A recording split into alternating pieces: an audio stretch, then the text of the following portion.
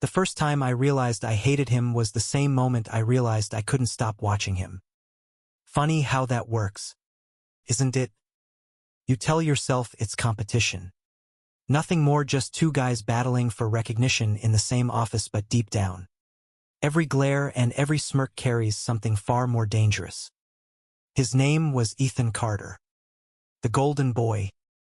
The kind of man who walked into a room and immediately pulled the air toward him, leaving the rest of us choking on scraps. He wasn't even trying, he just had that charisma. That maddening spark. The kind you can't manufacture no matter how many hours you spend perfecting your presentations or burning the midnight oil. And me. I was Daniel Reyes. The one clawing for recognition. The one people described as reliable. Which is corporate speak for forgettable. Yet here we were. Long after the rest of the office had emptied. Trapped together by a faulty electronic lock and an office building that apparently couldn't care less about human dignity. The irony was enough to make me laugh, except I was too busy pacing. Trying to ignore the way Ethan leaned casually against a desk like this was just another cocktail party. "So, Daniel," he said. His voice a lazy drawl that made my pulse stutter against my will. "You planning to keep stomping holes in the carpet?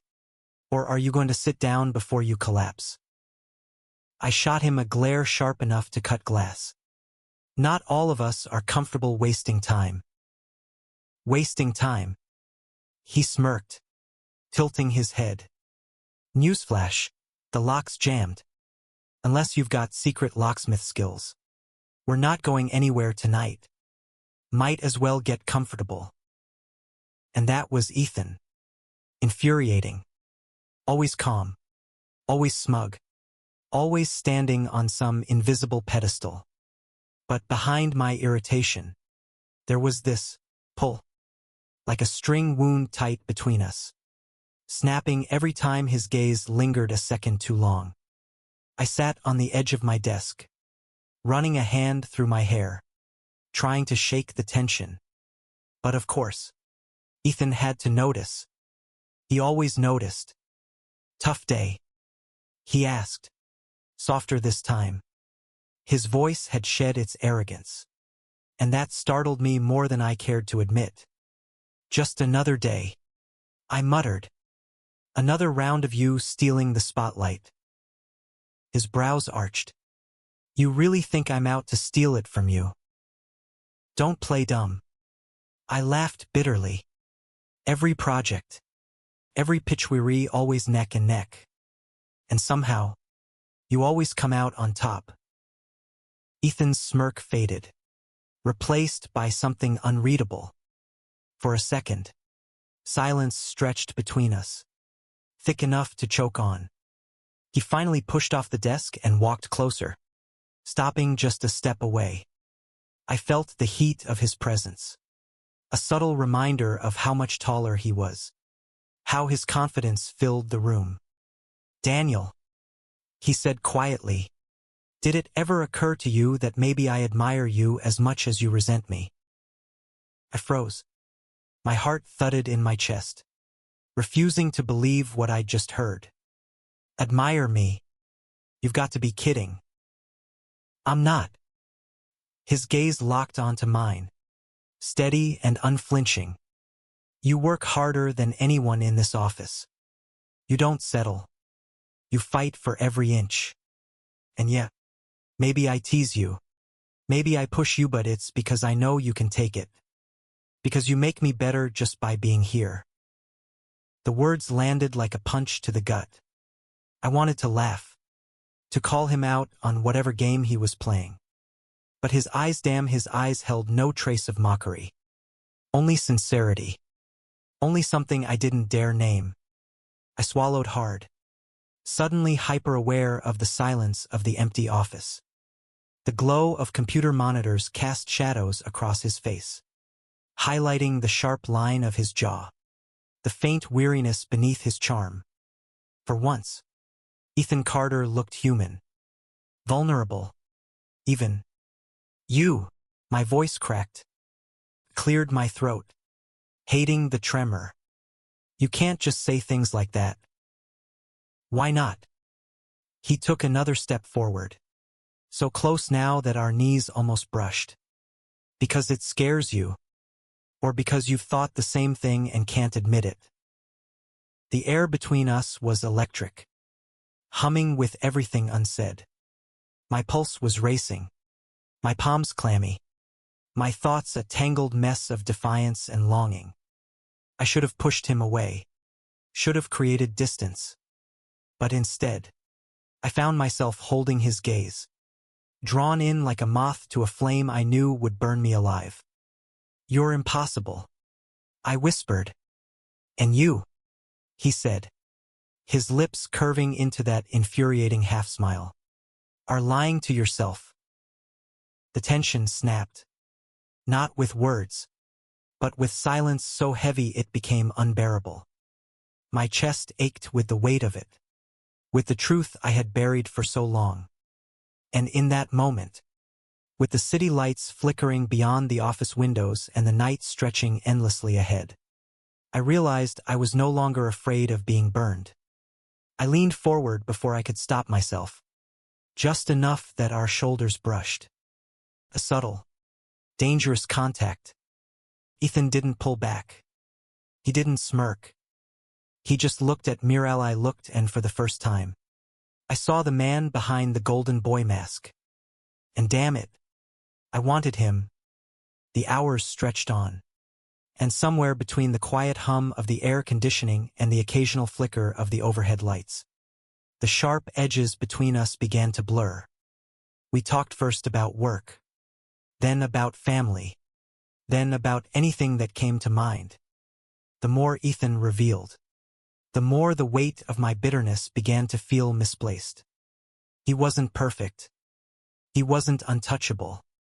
He was just a man who carried his own battles behind that polished exterior. By the time midnight came, exhaustion settled into my bones. But so did something softer. Something that scared me even more than rivalry ever had. The feeling of belonging. I leaned back in my chair, staring at the ceiling.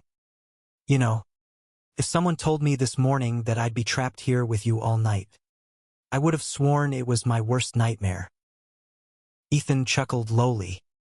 And now? I turned to him. His tie was gone. His shirt slightly wrinkled. His hair messier than I'd ever seen it. And yet he had never looked more real. More approachable. Now, I admitted, my voice quiet, I'm not sure I want the door to unlock. He froze, eyes searching mine like he couldn't quite believe what he'd heard. Then slowly, as if giving me a chance to take it back, he reached out. His hand brushed mine, tentative at first, then firmer when I didn't pull away. Warmth flooded through me, steady and undeniable. For a long time, neither of us spoke. The office felt like another world. No deadlines. No bosses. No masks. Just two men caught between rivalry and something dangerously close to love. When Ethan finally broke the silence, his voice was softer than I'd ever heard it. Daniel, do you have any idea how long I've wanted this? My breath caught. Wanted what? This? You? His fingers tightened around mine. All those times I pushed. All those times I competed. I wasn't trying to beat you. I was trying to keep up with you. I was trying not to fall apart every time I looked at you. The confession hit harder than any victory or defeat we'd ever traded. My chest ached with the truth I had buried under resentment and pride. I had wanted him too, had been drawn to him in ways I refused to admit. Because wanting him meant risking everything. But in that moment, staring at him under the dim glow of the monitors, the risk felt worth it. So I leaned forward, closing the final inches between us, and kissed him. It wasn't graceful. It wasn't perfect. But it was real. His lips were warm and hesitant, then fierce, like years of tension had finally burst through the dam. My hand found the back of his neck, pulling him closer. anchoring myself to the one person I had sworn I could never need. When we finally pulled apart, breathless, Ethan's forehead rested against mine. God, Daniel, he whispered. I thought you hated me. I did. I admitted. Or maybe I just hated how much I wanted you. He laughed, a broken, beautiful sound, and kissed me again. The next morning, when the building manager finally arrived and freed us from our accidental prison, we walked out side by side. The sunlight was too bright, the city too loud, and the world too normal after what had happened inside. But nothing felt the same. At the office, whispers spread quickly. People noticed the way we glanced at each other, the way our rivalry seemed to have softened overnight.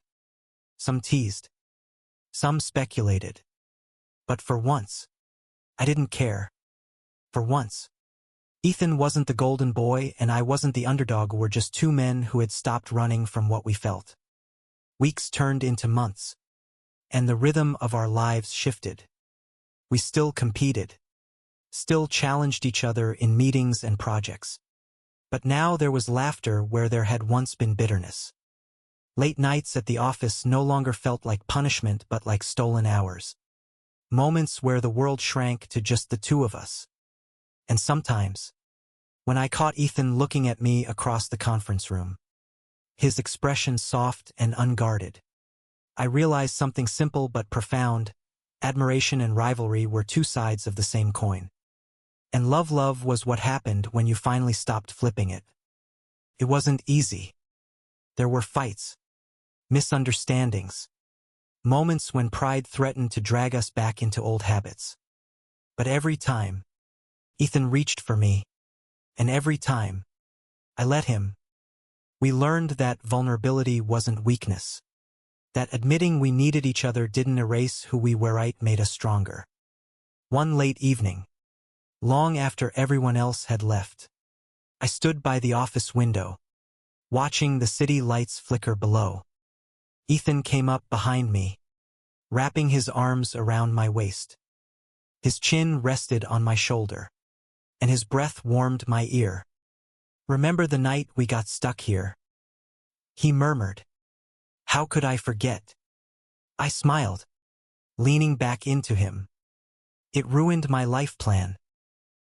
Ruined. He chuckled. I'd say it saved mine. I turned in his arms, facing him fully. His eyes were softer now than they'd ever been, his smile stripped of arrogance.